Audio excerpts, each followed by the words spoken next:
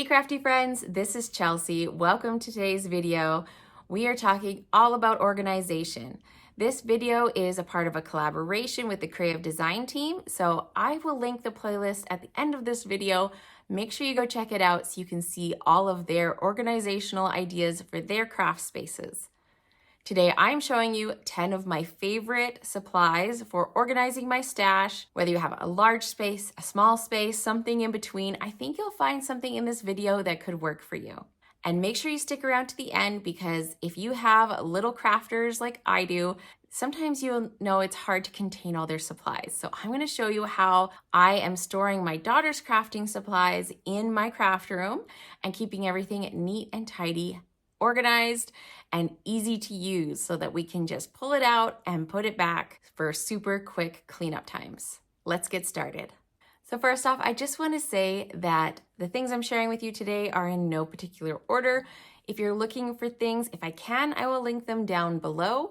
Some of them though are like dollar store finds, so I probably won't be able to find a link for them. But let's start off with die pockets. So I have some of the Ikea Malm dressers in my craft space, and I was looking for a way to better organize my dies because I was keeping them just in the packaging they were coming in, and it was okay that way, but I wanted something that was a little bit sturdier, wouldn't rip, that sort of thing. So I switched out my storage to include these nice sturdy storage pockets from Amazon. These come in a bunch of different sizes, so you kind of have to pick what would match the size of your dies, but also wherever you're putting them, whatever container, or if you're putting it in a drawer. I did pick up some pockets that were too tall, actually in both directions, so I wasn't able to use them in this drawer because I couldn't get my drawer shut. Now you can add magnet sheets. All the magnet sheets that I have in mine actually come with the dies. I have a lot of the close to my heart dies, and all of those come in like a plastic sleeve with a magnet sheet. That's how they're sold, which is awesome. So really all I had to do was either like cut down the magnet sheet, or in some cases I actually took several sets and combine them together into one envelope. So I actually came out in the end after organizing all my dies with even more leftover magnet sheet. I love that my dies aren't bouncing around in the pockets, and it makes it super easy to flip through and see all my dies. Now I have not yet divided them into categories. I flip through these a lot and I have a really good idea of what I own. But you could definitely put some dividers in there and have categories if you would like. Now, while we're talking storage, let's talk about fridge bins. I love these things. They are nice and sturdy. You can get them from a variety of places, whether that's Walmart or Amazon. I actually got mine from Dollarama, which is a dollar store in Canada, and they are super inexpensive, but yet pretty good, durable quality. So I use them for both my die storage and in some of my like mixed media stuff to contain all the big bottles and jars of mediums. I love that these are a little bit heavier duty than just like a regular basket, and I can lift heavy loads in and out, no problem. And if they end up not really working out in your craft room, you can always utilize them in your pantry or your fridge. Another storage item that I really love are my stamp envelopes. So I have a lot of close to my heart stamps, and they come, when you buy them, in these really sturdy plastic envelopes. So you don't need to repackage, and if the sets come with coordinating thin cuts, coordinating dies, they come on their own magnet sheet that tucks right into that envelope, which is super handy, keeps everything together, and you don't need to worry about losing anything. And the nice thing is, if you don't just have close to my heart stamps, and maybe you have other kinds mixed in, and you want to kind of make them all uniform, you can buy those pockets all by themselves and put whatever you like in them. You could put dies in them, other stamp sets. You could even put things like ephemera and like flatter pieces that would fit really nicely in there. I just think they're such good quality and makes flipping through my stamp collection super easy. All right, let's talk some mist organization. So I was really big into mists for quite a while, like spray inks, all different brands, different sizes. And when we moved into our current house, I didn't put back any of the organization that I had up on my walls. And so they kind of got all shoved in a box and then I never touched them. While I was looking for organization, I found these spinners on Amazon. So I think originally they're designed to be like in the corner of your pantry, so you can put food items on them and spin them around and you don't lose that corner of your pantry. What I like about these is you can choose whether you want it to be 2 levels or 3 levels. There's plenty of space between the levels, so I have no problem putting different size bottles of mist in and out. It's not difficult. I'm not tipping things over and making a big mess. I love that they rotate, so I can put them on my table and I can just spin it around and get the colors that I want. And of course, I love color, so being able to see my mist out and all the pretty colors is definitely a motivator to want to use them rather than having them tucked away in a box somewhere. Next, I want to share with you one of my favorite new finds. I was looking for a solution actually for my December daily project, somewhere that I could store the paper that I had set aside just for that project that was separate but wasn't just in a pile or in a flat container that I had to dig through.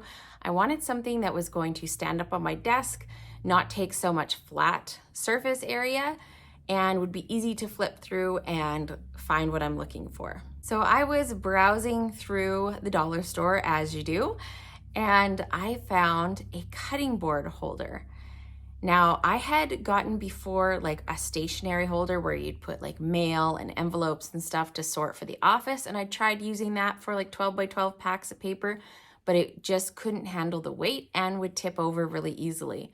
So what I like about the cutting board holder is that it has little legs. It's meant to hold heavy items. So they kind of come out and support the weight of the paper, and it has not flipped over once on me. And I've been using it for probably over a month now and holding all my paper for my December daily project. It's super easy to flip through everything and see what I've got. I'm even using it while I'm working and just tucking the extra pieces into the front of that holder. I think this is something that's going to be in my craft room for a very long time to come. Now, while we're talking dollar store finds, I want to talk about these trays that I found. So also my journey finding solutions for December daily, I wanted to be able to put out all my products, have it very easy and organized, something that I could leave out that doesn't look really messy, and keeping things kind of separated so that it was appealing for me to sit down and work on my project. I found these also in the kitchen section at Dollarama. They are wood and they are divided up into little sections. Don't remember what their intended purpose was, but I've been using it to keep all my little die cuts and stamped images, pieces of ephemera, things like that. And I think that is really fun for an ongoing project, or maybe you just need something to put inside drawers that can help divide up the space for smaller items. A little over a year or so ago, I decided to switch up my cardstock organization. And I had been doing it kind of in iris containers. So I had like all one color family in a drawer. And then I would have to open up the drawer and rifle through the 12 by 12 bags of the different colors. And this was not right beside where I worked. And so it was just really inconvenient. I didn't like it. And I've been doing it that way for a very long time. So I thought I would switch it up. So what I decided to do was I got the Workspace Wonder trays from Close to My Heart. They're paper trays. They all just snap together. You buy them individually and they just kind of nestle into each other. And I redid my organization with just pieces of heavy white cardstock. I made a label out of whatever color it was, labeled it with my label maker, and then I just stacked it all up together. My scraps are right in with my sheets of cardstock. And that way I reach for the scraps first, always. And the downside to this is that you don't want to get those containers too full. So if you make a lot of scraps, you may need to purge them out every once in a while because it will get too full to get the pieces back in. But I don't tend to have an abundance of scraps, so this works really good for me. And I love that with the Workspace Wonder setup, everything is modular and you can reorganize it at any time. It's not like you're committing to having it one way for the rest of time. As your needs change, you can add more pieces, you can rearrange the pieces you have. That's also what I use for storing my stamp pads, are in that same system. And there's several different trays and pieces that you can configured together to store a whole bunch of different items. Now, I don't know about you, but I love stencils. I have quite a large stencil collection, and I used to store them just in an iris container from Michaels. So I had all my stencils just stacked one on top of each other right inside the container. There was no dividing of them, there was no organizing, they were just like all thrown in there and stacked up on each other. Now, if you've worked with stencils, you know that some of those designs have really intricate little areas. And yes, you guessed it, those got tangled all the time. So I ended up bending stencils and, you know, basically wrecking them, because once you bend them, they don't lay flat again. And if you're trying to use any wet media over top, it goes under your stencil. So it's really important to keep them flat. So quite a few years ago now, I made myself a binder and I put page protectors in it, and then I put a piece of white cardstock in there so that I can see the stencil and then slide the stencils right into the pockets. For my smaller stencils, I actually bought some of the Project Life page protectors that had 6x6 pockets. And I had a feeling, because I think when I bought them at Michaels, they were on clearance or something like that. So I bought all that I could. I still have not used them all. I have quite a few still waiting to be filled, but I have no doubt that one day they will be filled. And then I'll have to stop buying stencils. But I use 12x12 page protectors for any of my larger size stencils, as well as slimline stencils. And I just love this system. Now, you could label your pockets if you want. I have labeled some of mine, but then I just kind of quit because it's not that big of a deal. I'll just find the next open pocket and put them in. And the binder that I put my page protectors in is actually Close to My Heart album, a D-ring album. And it works great because the page protectors are top load scrapbooking page protectors, and they fit perfectly in there. I know Ikea is featured a lot in craftroom organization. Now, I'm just going to feature one thing from Ikea in this video. I do have calyx shelves, and I do have Malm dressers, and I do have an Alex drawer system, the longer one. And I do like all of those pieces, but the Alex drawer with the long, thin drawers, that is my absolute favorite. I have so many things that are in like little jars, embossing powders and watercolors, and honestly, I wish I had space for a second one of these because a lot of my things would fit perfectly in there. I ended up, when I was setting up my room, I didn't really want to spend on a second set of those drawers, so I ended up getting the Malm dressers, which are cheaper, but for a lot of the smaller things, I still need to divide up the big drawers with like little baskets stacked up on each other. So it's maybe not ideal. I would prefer having another set of the Alex drawers. And if you're in that stage where you're like trying to maybe rework your craft room or you're moving into a new craft room, I would definitely recommend the Alex drawers, the long ones. You can store everything from embossing powders, Cricut accessories, and vinyl, and the rolls fit perfectly into those drawers. I have some punches in there. You just have to be careful with weight. It can get a little bit too heavy. And all my like little tools and stuff, this drawer is right beside where I work. So it's easy to just swivel over to the side, open it up, and grab my distress inks, ink blending tools, my heat tool, all those kinds of things are right at my fingertips. One thing that is fairly recent for me is getting into using blending brushes more. I am often a late adopter of things. Like, I don't need it. I have something else that does something similar. I don't need it. And then I try it and I realize how wonderful it is. And then I want to have all of them. So in the last, I'd say probably year or two, I have gotten into using blending brushes, the kind that look like makeup brushes with the handle. And so I needed a storage solution for those. And I've seen lots of really good ideas out there. But for me, I needed something compact, something that could be right on my table because I use them a lot. I want to be able to just reach out and grab them.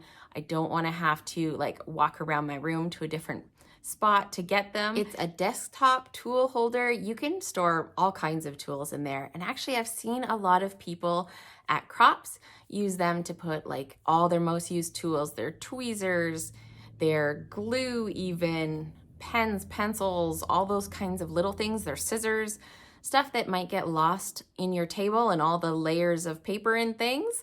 And it's just an easy way to keep track of those. I have 2 that are pretty much maxed out now, and hopefully I don't have to get a third. I think I have enough blending brushes now, but they don't take up a lot of space on my table. They keep them super handy. And I like that they're not laying down somewhere and getting ink all over everything. Okay, that was 10 different things. Now I want to show you how I am organizing my daughter's craft supplies. Now, if you have kids or maybe you have grandkids that come craft with you, you know things can get out of control fast. So in order to keep the supplies under control and kind of tucked away in one spot, I knew I wanted something that was mobile and something that could be easily configured different ways. So I got myself a rolling cart. Well, I should say I got my daughter a rolling cart. I don't even have one for my stuff, but I got her one. And I have divided it up with leftover like cottage cheese containers, yogurt containers, all those leftover plastic containers. They work great. And I've organized it so that on the top, we basically have all the different coloring mediums, glue, all those sorts of things. The middle layer of the cart has things like coloring books and stickers and extra die cuts from mommy that she's not using anymore and things like that. So kind of all the paper products. And then on the bottom layer, I have the beads, the pom-poms, popsicle sticks, all that kind of fun stuff that she can use and glue together. And it's very easy to just make a trip to the dollar store, refresh your stock on all these things, fill up the little containers, and it looks so inviting. She always wants to be in here with me crafting. And I think part of it is because I have that area that is designated for her supplies. It's super appealing for her. And she knows that everything that's in this cart she can use. She doesn't have to ask, and she doesn't have to worry about ruining anything. This cart I got from Amazon, so I will link it down below for you. You can get them from different places. Ikea, Michael's has them. Usually they're just like different sizes a little bit, so you might want to have a look at the sizing. But I love that this one came with hooks. So it came with 3 hooks, 2 of which I used to hold her different pairs of scissors. And then another hook, I have a bag of where I put papers that I have purged out of my collection, pattern papers, cardstock, things like that she's welcome to use on her projects. Now, of course, there's other things that she will use like my stamps and my ink, but those I want to be a little bit more in control of what's going on. So those are the things that she asks me for, and then I will help her get those set up, get the stamps on blocks. She's 3.5, so she is getting some independence and she can craft on her own. But if she's working with my supplies, I kind of want to keep a little closer eye on it. But I think this cart is a great idea, even if you don't have a crafting room or a space per se. You could definitely do a cart like this, store it in a closet, and then just pull it out and set it up beside your kitchen table. I hope you all enjoyed this video, got some really good ideas for organizing your collection of supplies. Make sure you check out the other videos on this playlist from the creative design team, and I will see you next time. Bye.